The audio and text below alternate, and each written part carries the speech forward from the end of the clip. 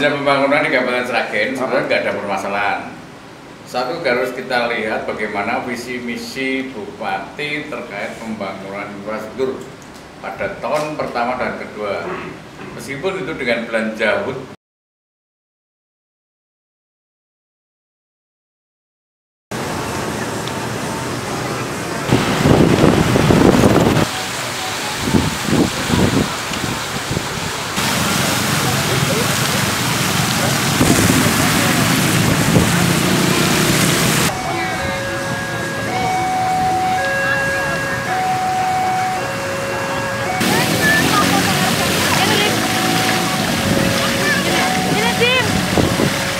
kita nak Bayanti ya? Pembangunan di Kabupaten Sragen sebenarnya nggak ada permasalahan. Satu harus kita lihat bagaimana visi misi Bupati terkait pembangunan infrastruktur pada tahun pertama dan kedua. Meskipun itu dengan belanja hutang, tapi kemampuan keuangan daerah kami ini juga masih tetap bisa berjalan dengan sebaik-baiknya. Kenapa dianggap seolah-olah bangkrut? Tidak ada kata bangkrut. Jadi saya katakan ini hanya sebuah kalimat yang sifatnya sebagai hot news saja, gitu. Tapi kemampuan keuangan daerah kami tetap liquid. Satu, kami sudah menyediakan bagaimana nanti untuk belanja pembangunan yang lain, sehingga infrastruktur yang sudah dipenuhi pada tahun pertama, tahun kedua sesuai dengan visi misi sudah kita penuhi hampir 380 miliar. Dan salah satunya yang diberikan dengan anggaran belanja pinjaman samping APBD yang murni. Yang kedua, tahun 2019 kita harus mengutamakan apa sih program Bupati di tahun 2019,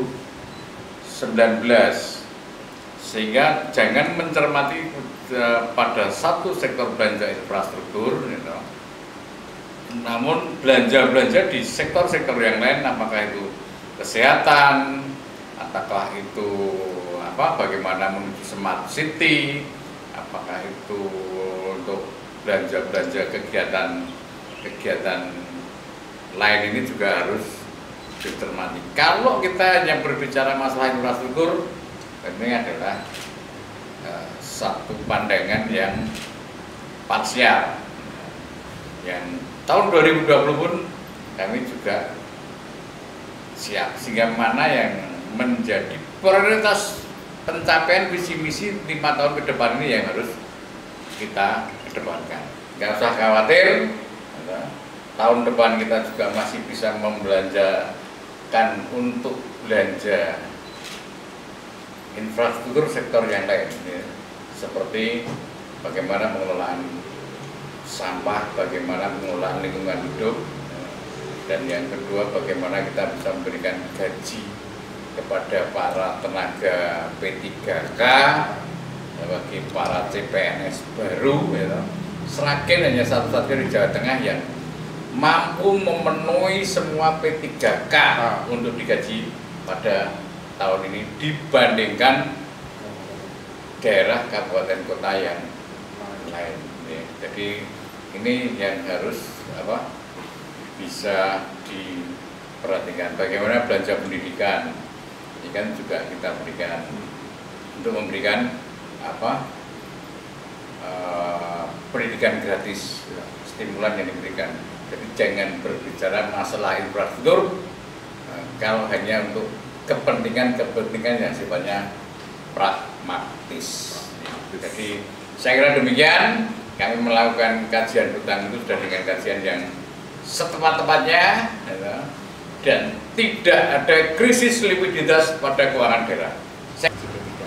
Gaji alokasi P3K saya ngitung sampai dengan gaji ke-14-nya 28 miliar, 3.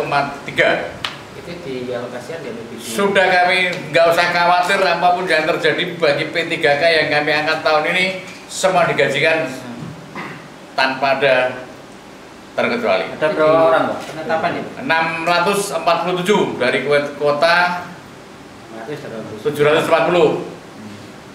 Selain yang digemborkan itu jembatan bajingan. Jembatan bajingan sudah diagendakan. Ya. Udah. Selain itu Pak, Lanjutan Pak, Ah. Kali Jambi. Semua sudah dibiayai oleh APBD provinsi. Ya. Ada. Apa? kalau dari Bankeu dan Banprof misalnya Hah? sudah disiapkan belum? Sudah selesai. Ngapain pada teriak-teriak kalian? Hah?